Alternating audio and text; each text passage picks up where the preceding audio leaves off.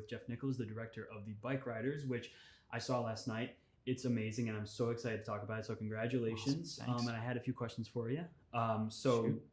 starting off, that I know that like Austin, Tom, and Norman, they're all bike riders in real life. So it was very cool to see them in this film. It just feels so authentic and real. So my first question is, what was it like coming to this cast? Like, what was your thought process when casting this film? Was it because they're bike riders, or was it their talent, or like, how was it?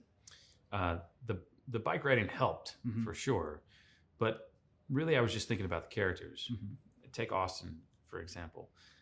His character, Benny, really has to be so attractive to these other two characters that Kathy's willing to marry him after 5 days, and Tom Hardy's character, Johnny, is willing to turn over the keys to the entire club to him. They both have to covet him for a reason.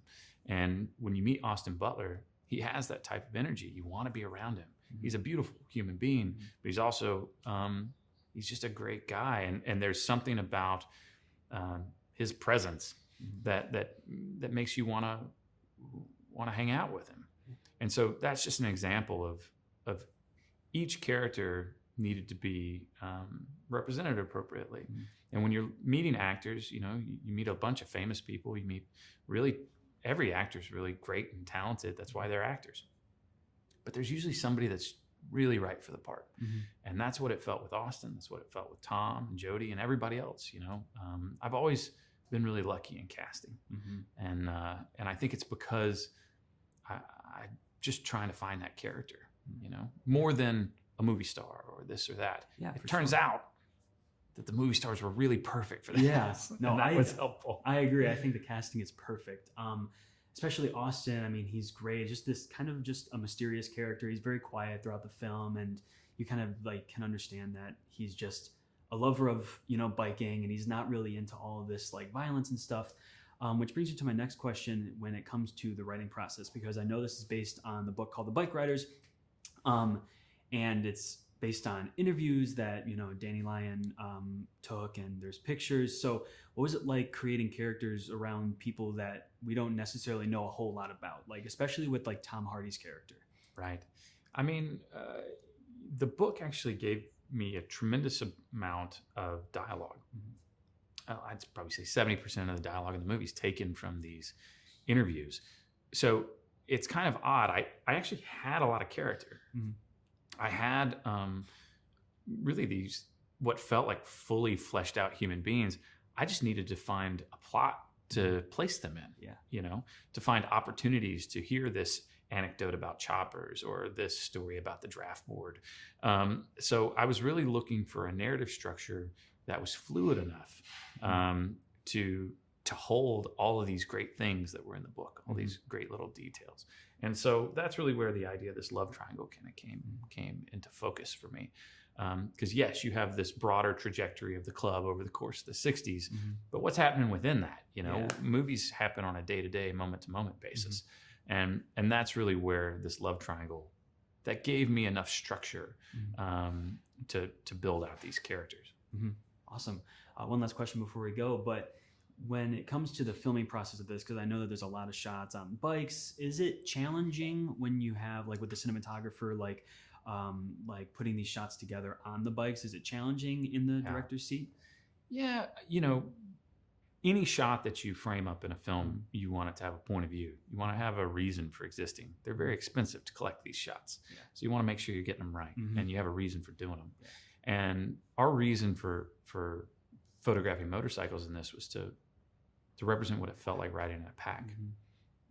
And so everything we designed for that experience. So yeah, we really had to break down first an understanding of what it felt like to ride in a pack and what would be the best cinematic way to show that. And a lot of effort went into it. We ended up having to bring in special equipment and special bikes that we could hang our cameraman off of. It took a lot of work to hopefully come up with a result that is pretty seamless. When you watch it, it just feels right. So you actually may have already answered this within the other questions that I asked you, but the book itself, what really drew you to adapting the book into a film? It's really what the book does. You know, it's not just a book of photographs. It's a book of photographs and interviews. And when you combine those two things, you get the full portrait of a subculture. And that's compelling to me as a writer that is looking into human nature and why we do what we do.